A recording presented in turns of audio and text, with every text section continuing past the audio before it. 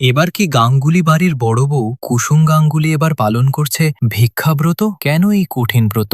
আর সত্যিই কি মারা গেলেন রাজশেখর গাঙ্গুলি? সবকিছু জানতে ভিডিওটি শেষ পর্যন্ত দেখুন। কুসুম সিরিয়ালের আগামী পর্বে দেখা যাবে মন্দিরে ইন্দ্রাণী গাঙ্গুলির সামনে দাঁড়িয়ে একজন বলে, এবার আপনার অগ্নি পরীক্ষার পালা। এরপর আয়ুষ্মান ইন্দ্রাণীর হাতে একটি প্রদীপ তুলে দেয়, আর মুহূর্তেই সেই প্রদীপ দাউ দাউ করে জ্বলে ওঠে। অন্যদিকে কুসুমকে দেখা যায় রাস্তায় ঘটি হাতাতে, আঁচল টেতে ভিক্ষাব্রত পালন করতে। সে মনে মনে প্রার্থনা করে, হে দেবীমা, ইন্দ্রাণী গাঙ্গুলির বড় বৌমা কুসুম গাঙ্গুলি আপনার উদ্দেশ্যে এই ভিক্ষাব্রত পালন করছে। এদিকে হঠাৎ আয়ুষ্মানের মোবাইলে একটি চাঞ্চল্যকর খবর ভেসে ওঠে। ইন্দ্রাণী গাঙ্গুলির স্বামী রাজশেখর গাঙ্গুলি নাকি মারা গেছেন। এই খবর শুনে ইন্দ্রাণী ভেঙে পড়ে এবং চিৎকার করে কেঁদে ওঠে। তাহলে কি সত্যিই রাজশেখরের মৃত্যু হয়েছে, নাকি এর পেছনে রয়েছে অন্য কোনো রহস্য? কুসুম, আয়ুষ্মান এবং ইন্দ্রাণী, তারা কি শেষ পর্যন্ত রাজশেখরকে বাঁচাতে পারবে? আপনাদের কি মনে হয় অবশ্যই কমেন্ট করে জানান। আর কুসুম সিরিয়ালের প্রতিদিনের নতুন আপডেট সবার আগে পেতে